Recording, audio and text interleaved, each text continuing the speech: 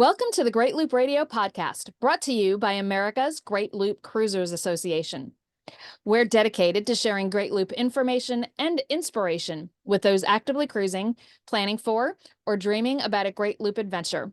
I'm Kim Russo. I'm the director of AGLCA. Today, our topic is watching your wake. And, somehow in the world of social media, this has become a controversial topic. Whose fault is it when a wake happens and things are damaged? And we're going to stay out of the legalities of that. But my guest will be Brian Brown. He is a gold looper. He has spent much time working on boats, and we're going to let him kind of give you his background when we officially introduced him. But first, as always, I want to take a moment to recognize and thank our Admiral sponsors who support AGLCA at the highest level. They are Curtis Stokes and Associates, Great Loop Yacht Sales, Passage Maker Trawler Fest, Skipper Bob Publications, and Waterway Guide Media. As always, we encourage our listeners and viewers to support these businesses that support the Great Loop.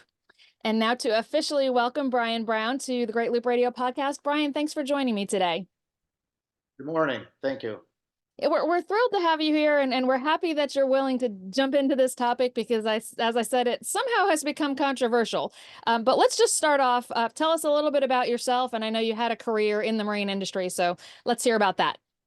Career in the marine industry actually started when I was a young man. My mother's family were boat builders in New England, so I was around boat yards and watching my uncles build motor yachts. So got a liking to boats, and then in the 80s, I started working as a marine technician. Had a small shop on the Illinois River. Then I moved to New England area and worked at a small marina in Swansea, Massachusetts, right off of Mount Hope Bay, and then worked for a dealer in the Cape for a couple of years, delivering several different makes and models. Then back to the Midwest, switched gears, worked for a bass boat Lund dealer, and learned my way around outboards. Did a lot of training and work on outboards and stern drives, and then switched gears again and went back to a dealer on the Illinois River that sold carvers, Vikings, navigators, big boats. So I kind of switched gears back and forth and made a career out of it until the early 2000s. I switched gears again, and I got hired at a petrochemical plant, and I worked as a millwright and retired as a millwright. So been around boats, and the whole time I worked as a millwright, I still bought and sold boats. I liked it. I just had to have my hands on a boat. It's in your blood, it sounds like. Yeah. But yeah, obviously some very deep experiences there. But now you can add to that gold looper because you finished your own Great Loop late last year. So tell us about that. Tell us about your boat and just kind of what were the highlights of your Great Loop. So to start out with, the Great Loop adventure was a bucket list item from way back. My father talked about this trip called the Circle, and he was waiting. This goes way back when he was waiting for the Tom Bigby Waterway to open. That's right. And he had purchased a 29. We always had boats, family boats, but he had purchased a boat specifically for this trip, a 29-foot rough water that he was able to trailer it, had a diesel, had a great cruise range because he was afraid there would be no place to get fuel when he was doing the trip on the 10 Tom. He bought the boat, played around with it a little bit, and in 1990, he was ready to take the trip. He had a massive heart attack and passed away. So he was never able to complete that trip. So it was always something that I had dreamt that I would do when I retired. And the key component, which most people are not that thrilled with doing, was his big thrill was to do the 10 Tom because it was some waterway that he had read about for years that they were going to complete. So when we completed that, that was a bucket list item, and finished it for my dad. But So our loop started in 2016. We bought a 26-foot cutwater, and I was trying to simulate my dad's trip. It was a trailerable boat, had a diesel in it, and we were still working. So we segment looped from 2016 to 2020 with that, and did several different trips. In 2020, the COVID year, we decided that would be a year that we could social distance if we were on our boat. So we ran it from Green Turtle Bay because we had already completed the trip from Michigan to Green Turtle Bay. So we launched it at Green Turtle Bay and ran it down to Marathon Key, and then from Marathon Key up to Stewart. And then we decided we needed a bigger boat. So because we were full time, we had just retired. So we went over to ran across the Okeechobee, and then sold the boat, put it on a trailer, sold the boat, and then we purchased another boat, which we were trying to find one in Florida because we had completed that section. Unfortunately, the boat that we not unfortunately, but the boat that we bought was actually in a marina 40 miles north of where we originally started the loop at in Wisconsin. So we we did a completely a part of our trip last year was a repeat, which was actually for me was more fun because a lot of the anxiety of the rivers and all that we had already done it. So and the boat that we purchased was a 34-foot mainship Pilot, twin engine, fairly economical, and it was like our perfect size boat. Small though. Yeah, that's actually one that's kind of on our list if we downsize, and we have not decided what's next, but the Mainship Pilot is a really nice boat if you are looking for something that can still be moved over roads and trailered. I don't know if we would trailer it ourselves, but anyway, it's a beautiful boat. So you have kind of spoken up a lot and really chimed in our discussion forum on a lot of kind of the boat maintenance issues and really shared a lot of expertise, and we appreciate that. But one thing that piqued my interest this past fall as loopers were coming down the river system was some of your posts regarding throwing a wake. And I've mentioned that somehow this has become a controversial topic on social media, where many things become controversial. But we have actually banned what we call on our big social media group wake shaming, because people would regularly be posting a close-up picture of a looper boat throwing a wake. And there's lots of things that can go along with that, and not showing where the boat was, all those kinds of things. And our position is that if someone is being discourteous and possibly dangerous with a wake, that is the best way to resolve that is captain to captain. That said, nothing is kind of more painful for me than to get reports of people out there flying the Great Loop Burgee and being extremely unsafe and discourteous with their wake. We had a long-term multi-loop member who kind of took down his burgee in protest a few months ago after he was tied up in a no-wake zone and was waked repeatedly by people flying the burgee. So it's something we really struggle to kind of make sure the information gets out, because I do believe that most of the time when loopers are being discourteous like that, it is more out of ignorance than truly trying to be discourteous. Now, that's my take. But there's different times when and different rules on wakes. So like I said, we are not here to discuss the legality of you being responsible for your wake. Yes, there are certainly circumstances that I've seen where somebody's like, well, I got a big wake and my TV fell off and it broke, and you probably should have had that TV more secured. If you are on a boat and you're out on the water, it is not always going to be a smooth ride. But that said, there is a way to be safe and courteous with your wake, and that's kind of what we want to talk about. So, talk about, Brian, first kind of tell us what you experienced out there as the looper flotillas were coming through and you were helping out some of the marinas along the waterway, kind of winterize for the season. So in the past, and I brought this up, excuse me, this year because of the lock, the way the lock situation was, where we were going to have large flotillas going down the rivers, and years of working on the river, years of being on the river, the fall migration is a common practice. It happens every year. And I actually, as a boater on the river, I was always kind of excited about it because that was one of my bucket list things to do.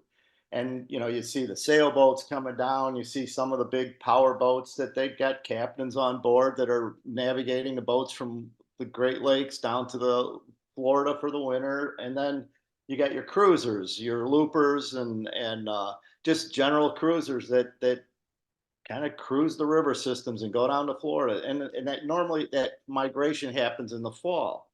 So I worked at a marina on the Illinois River, and our travel lift and our fuel dock was on the river. And in the fall of the year, that's when we have all of our boats that are in the marina or ones that come down from Chicago to get hauled out of the water. Our staging is the fuel dock to put them into the travel lift and to put them into storage for the winter.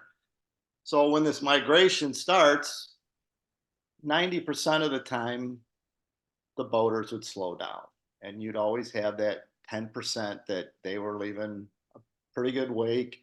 And we would have boats that sometimes got damaged, sometimes pilings, and we were inside the boats a lot of times doing preparation for winterize, and we're getting tossed around because a few people didn't slow down. So this year, with the big migration of loopers, because they were all staging up in Chicago, I thought, I had to put something out there, just a common courtesy reminder that there's going to be 15 boats coming through in one group, and in the fall of the year, if we have decent days, there's boat ramps, there's fishermen that enjoy the sport of fishing on the river.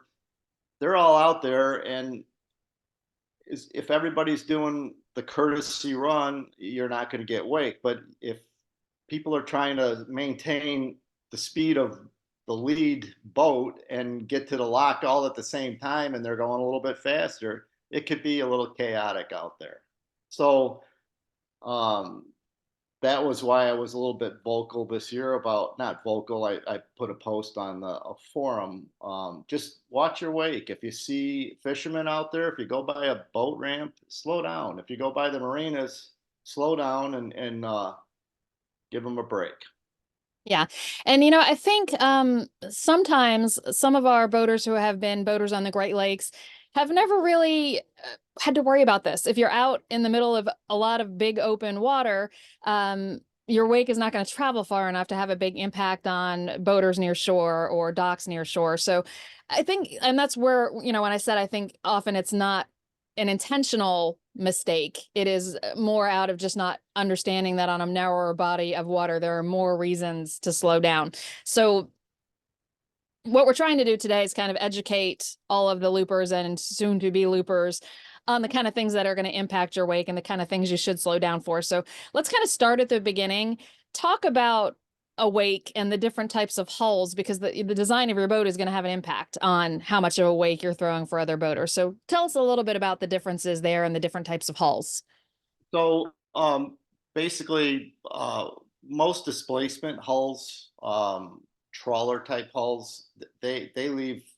They're normally running at like a hull speed, their hull speed, which that's their efficient speed, and they're leaving a what's called a bow wake. In the bow wake, the boat is basically level in the water, and the wake is not that significant. So a lot of cruisers in, 40-foot trawlers, displacement hulls, they can pretty much maintain a, 5, 6, 7 mile an hour or not run and not leaving much of a wake. But there's a lot of boats like planing hulls that they not only leave a bow wake, but they start leaving a like a prop wash wake, and that's a stern wake. And then as they go a little bit faster, depending upon the length of the boat, the stern will start to squat a little bit, and when it does, it leaves a pretty good size wake off of the stern of the boat, and that can be at a 8, 9 knot run, that could be a dangerous wake for someone out in a fishing boat, someone tied to a dock. So know your boat. The key component is, how fast, what speed should I be going in my boat that I don't leave a wake? This boat over there is going faster than me, and he's not leaving a wake, so I should be able to go the same speed. That's not always true. Just know your boat and know the wake that it makes, and make your adjustments to speed for that. Yeah, and I think something people overlook is looking behind you to see what your wake is doing while you're trying to learn what that speed is. Because if you look back and see that you've really rocked another boat that's just, minding their own business fishing, you might want to consider slowing down the next time. So I'm here in Florida right now. There are different types of zones. Some are no wake, some are slow speed. Kind of define no wake. So if you're truly in a no wake zone, what does that mean? And how do you know you're going slow enough?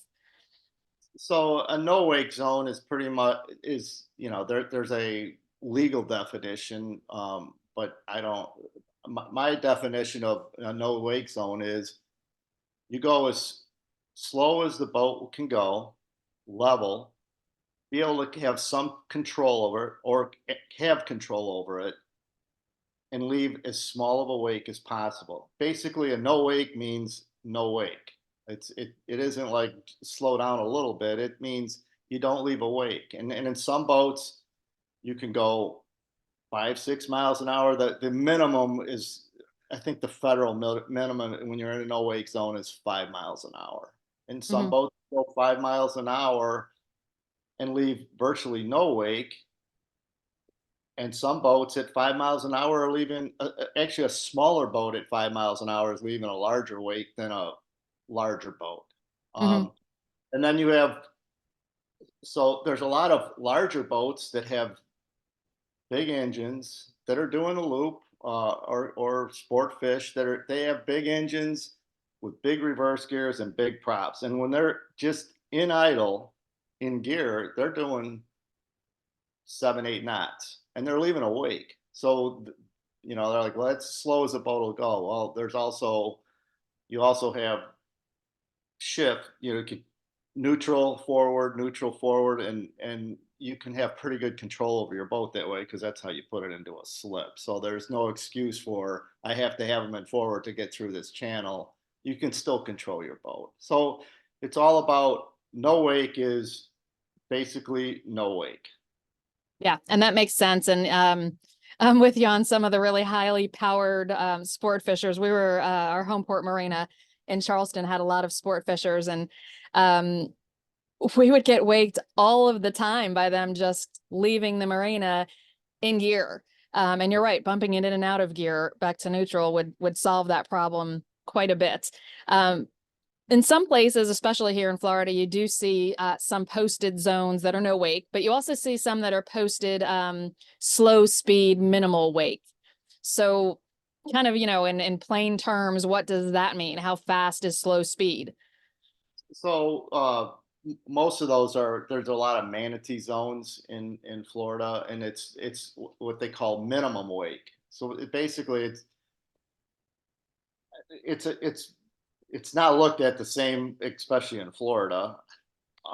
But minimum wake means don't be up on plane. Leave as minimum wake as you can. Go slow. These are normally they're manatee zones or hazard zones where there's bridges. It's more confined channels. It's basically areas of congestion.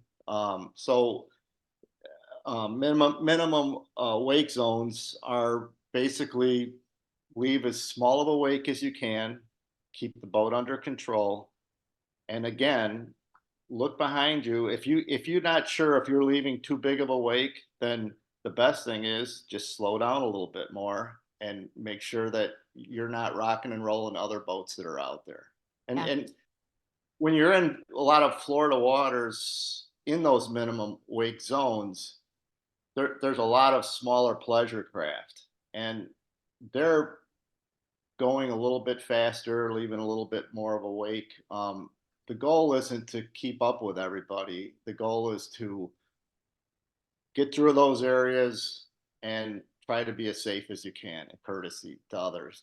If someone isn't being courteous, doesn't have courtesy for you or others, doesn't mean that you don't have to do it for them. There was so much in that last comment, Brian, that was just really spot on. Loopers for the most part are not in a rush. So absolutely, if you're in doubt, if you're throwing too much wake, slowing down is never the wrong thing to do, first of all. But you're also right. We were just this past weekend, went from Punta Gorda to Fort Myers through what's known as the Miserable Mile down there by Fort Myers on a Saturday, which is something most loopers would avoid doing because of the boat traffic there is absolutely insane. And there were lots of the smaller boats being what, we would consider discourteous. But we're flying that AGLCA Burgee. We also have a big old logo on the side of the boat. So, that doesn't mean that we're going to be discourteous back to them. And I would super encourage everybody who is flying the Burgee to follow those rules of just being extra courteous. There is no harm in being extra courteous. And, it just takes a couple of people being discourteous to give everybody flying a Burgee a bad name. So, like I said in the beginning, that's one of the things that probably pains me the most is when people reach out and say, I just got waked terribly by somebody flying your Burgee. So I appreciate those comments, Brian, because like I said, they're spot on. Let's take a moment and just take a break. I'll play a message from some of our sponsors. When we come back, I want to talk a little bit about kind of what to do in places that are not posted as no wake, because it still doesn't mean that you can just fly through there at all times. So we'll pick up on that topic and we'll be back in a moment. Welcome aboard What Yacht to Do. Sam and Rev have completed 2 loops with videos of each trip on YouTube. Now, their goal is to help you prepare for your trip. Their services include online courses, coaching, training, and boat delivery. You can prepare for the loop from the comfort of your own home with their online introductory courses. You get a digital workbook and a way to interact and ask questions. You'll even receive a certificate of completion. Go now and sign up for our free newsletter at whatyachttodo.com or greatloopacademy.com, and they'll send you some free boating goodies. Schwartz & Company Yacht Sales is a boutique yacht sales organization and a proud supporter of AGLCA, loopers, and adventurous souls throughout the Great Lakes. We are the exclusive representative for American Tug throughout the Great Lakes region, including the Canadian provinces of Ontario and Quebec. We are very active in the yacht brokerage market on both the buy side and sell side, providing our guidance and resources to valued customers. We also work with shipbuilders both in the U.S. and abroad to bring our customers' unique dreams to life. We welcome the opportunity to earn your business. We're back on the Great Loop Radio podcast. Today we are talking about watching your wake, and our guest is Brian Brown. He is a gold looper and has spent a lifetime in the maritime industry. And he is sharing some of the definitions, essentially, of slow wake and no wake. I don't think we yet talked, Brian, about safe speed and how that applies to your wake. So tell us about that. So safe speed zones are basically your you have to use your own common sense in those areas. Common sense, it's on the intercoastals, on the Great Lakes. When you're on the Great Lakes space, a safe speed zone is whatever you're comfortable running. You've got plenty of water around you. Your wake is going to eventually dissipate down to maybe a roller when it gets, half a mile out.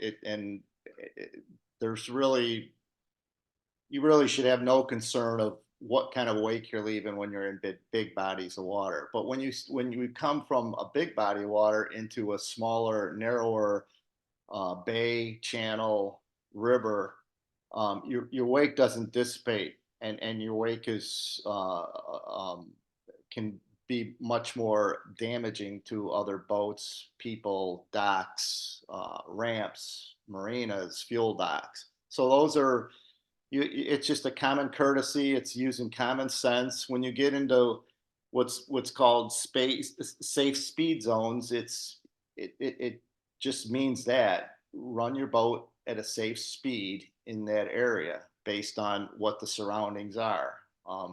That's it's pretty. That's as simple as it is. Yeah. And I mean, some of this is about situational awareness. I mean, there have been times when Michael's been driving and has, pulled it back, and I've looked up to see what he saw that I hadn't seen yet. And, there could be a small fishing boat just along the riverbank that's in a shadow. But it's looking for things like that because you don't courteous and safe boating would mean you don't only slow down to no wake when it is posted. And we've talked a little bit about some of the other times that you should slow down, but just kind of, just to make sure everybody's clear, what are some of the other things, even if it's not posted, that it is courteous to slow down as you're passing?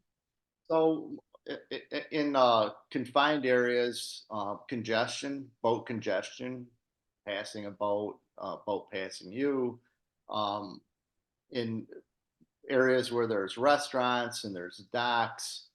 A lot of those areas are not posted no wake zones because it's, from what I have been told for years, it's very hard to get an area posted as a no wake zone. And a lot of marinas, boat ramps, boat clubs, they put up signs that say no wake area, but they're not really true designated. They're just kind of reminders that, hey, could you slow down in these areas?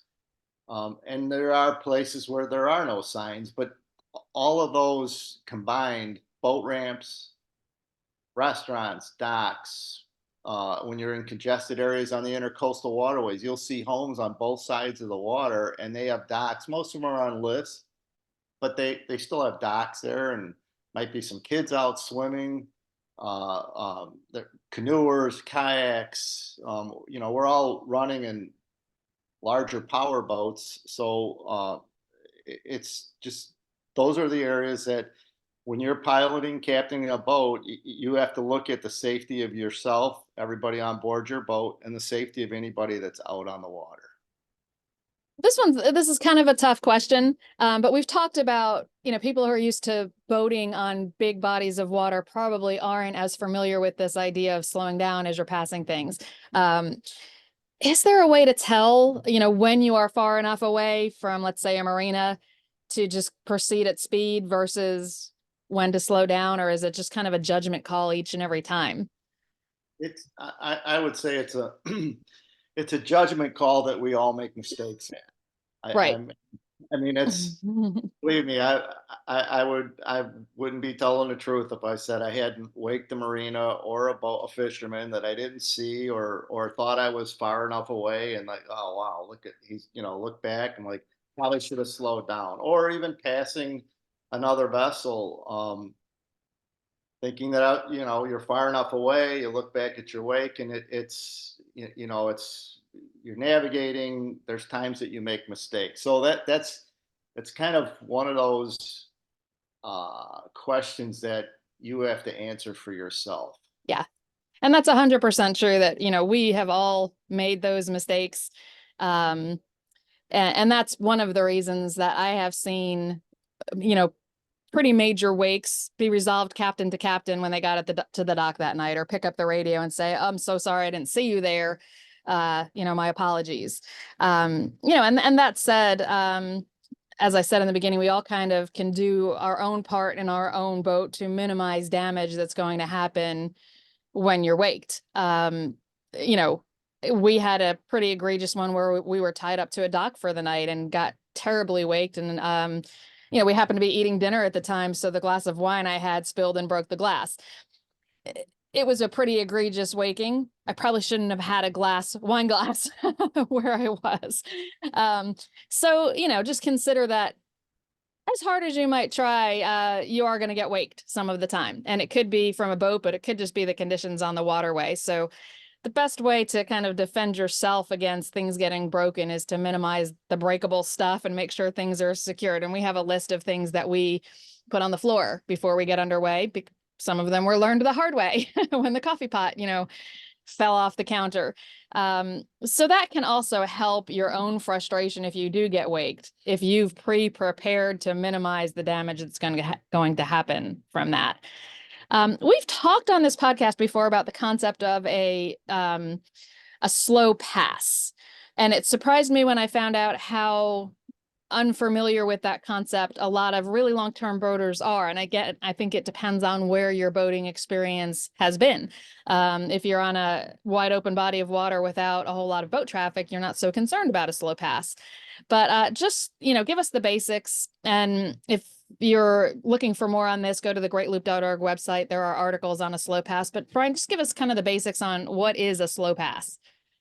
So slow, and like you said, if you're boating in bigger bodies of water, slow passes you don't really necessarily do or call for.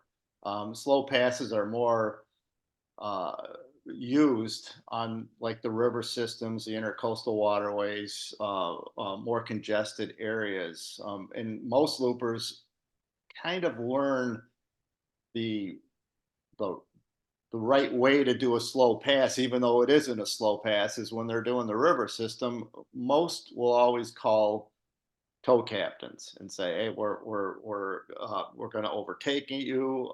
What side do you want me?" Or if they're getting passed, um, what side do you want us on? And normally you're going slow when you go past them, and you kind of follow those rules. You kind of get the idea of what a slow pass is, even though that isn't a slow pass. It's basically asking for permission to pass. What side do you want to pass on? And then make your approach, get around. And once you get around, then you maintain your normal speed. So on a slow pass, on this is my definition or how I use a slow pass, like on intercoastals, the river systems.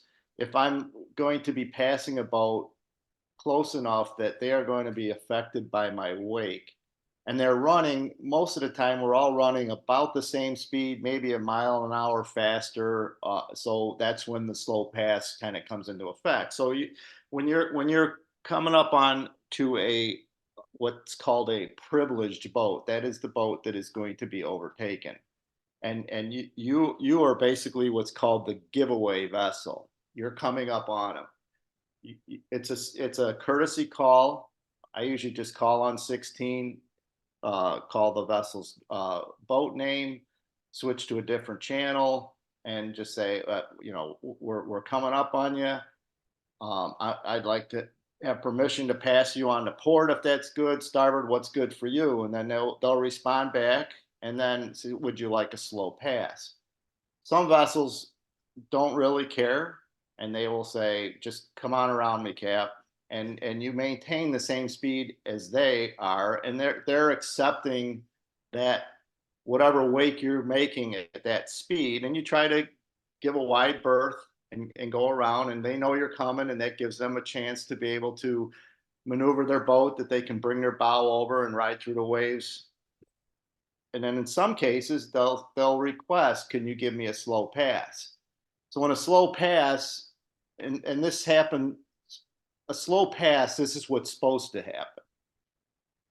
The vessel that is being overtaken, the privileged vessel, should normally bring his throttles all the way back to idle. And now he's just almost dead in the water, just making enough headway that he can keep control of the boat. As the giveaway vessel is coming around, he's coming around on whatever side both captains agreed on. He backs his throttle down to just a speed just a little bit faster than the privileged vessel. Then once they go around, both boats are leaving very little wake, and once they go around, the giveaway vessel starts to pull his throttles up and gets back up and maintains its normal cruising speed, and the vessel being overtaken goes back to his normal speed. Everybody's happy. That's how a slow pass, that's my definition of how a slow pass should happen. But what does happen quite a bit is you'll have a radio contact with a captain that you're going to be overtaken. You've agreed on one whistle, two whistle side, whichever one is agreed on. I'm going to give you a slow pass, and you start to back off your throttle, but they don't. So then you start to you start to throttle up a little bit, and now you're just basically running right alongside him because you don't want to give him a wake because he asked you to give you a slow pass, but he's not slowing down. So you eventually give him a wake because there's that miscommunication as to what a slow pass is. A slow, what I think a lot of captains on slower vessels think, if I'm a 48-foot Sea Ray leaving and I'm up on plane and and they request a slow pass from me, they feel that 8 miles an hour is better than 18 knots getting past. So I'll just stay at the same speed, but they still get waked pretty bad. So a slow pass, when two captains agree on a slow pass, the boat being overtaken should come down to a dead idle, and the vessel overtaking maintains a speed just faster than that, and the whole transfer it goes much faster and much smoother. You are 100% right, and I've seen it happen, so many times. And really, the key to that successful slow pass that you just described is the vessel wanting the slow pass slowing down. If you are wanting a slow pass and you don't slow down enough, you're giving them no choice but to wake you. And I think that is exactly the part that's often missed. So we kind of preach about that a lot, is that, make sure you also slow so that they can pass you more slowly. And again, and this should go without saying, but have your VHF on, have it tuned to 16, so that captain to captain communication can happen, because that also, there's nothing more frustrating than seeing a big fast boat coming up behind you at 20 knots and you're going about 7, and there's no sign of them slowing down, and you try to radio them to ask for a slow pass and you get absolutely no response. So don't be that guy. Make sure you're listening to your radio. um, I appreciate you sharing that, Brian, because I think there's been a lot of details that have been super helpful. For some of our members, they may seem a little bit elementary, but for others who have not experienced this kind of close, smaller waterways, and we'll be doing them on the Great Loop, I think it's super helpful. One last thing that I think is kind of pretty basic boating, and of course, we encourage everybody to take a basic boating safety course. You actually need that certificate for some of the states on the loop to be able to legally cruise through them. And this should be covered in that. But my own experience with I have a son who is a rocket scientist, very bright kid, grew up boating in Charleston. And over the summer, we were on Lake Gunnersville, kind of turning over our little bow rider boat to him now that he's an adult and has been boating his whole life. And another boat was coming, and he took the wake right on the side of the boat, and we did the rock thing. And I said, "Why didn't you turn into the wake?" And he's like, "I didn't know you should do that." He's taken a boating safety course. He's boated his whole life, and he should understand the physics of how to take a wake. But go ahead. Like I said, to most boaters, it seems a little bit elementary, but even people that you think understand perhaps don't. So let's be super clear. If you do see a wake coming for you, what is the best way to steer the boat to take that wake best? So if I'm being overtaken, if I'm being overtaken, which means a boat is passing me, leaving a wake, I'll usually, I'll slow my boat down, and I will take as wide of a swing away from the wake as I can. And then as I get around, then I come back and I try to quarter my bow through the waves. And then as I'm quartering through, then I'll start bringing it back to get into the prop wash of the boat that passed me. If I'm have a boat coming, if I'm going upstream and there's a boat coming downstream and he's leaving a big wake, I just basically, I'll still take a wide swing out, and then I'll start coming in, and again, I'll either straight bow in, or most of the time I'll take a quarter, like off my, if a boat is coming downstream, I'm going upstream. I'll have the wake kind of hit the quarter of my port bow, and Yeah, just kind of slice through. it is a much more comfortable ride taking it at about that 45-degree angle or so than taking it on the beam.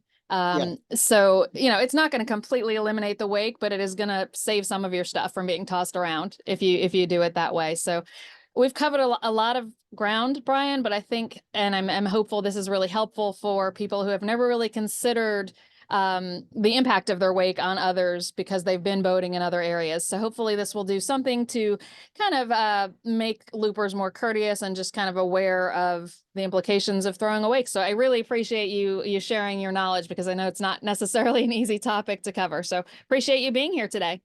Okay. Well, thank you for inviting me. It has been my pleasure. Thank you to everyone who has watched or listened this week. We'll be back next week with another episode of the Great Loop Radio podcast. Until then, safe cruising.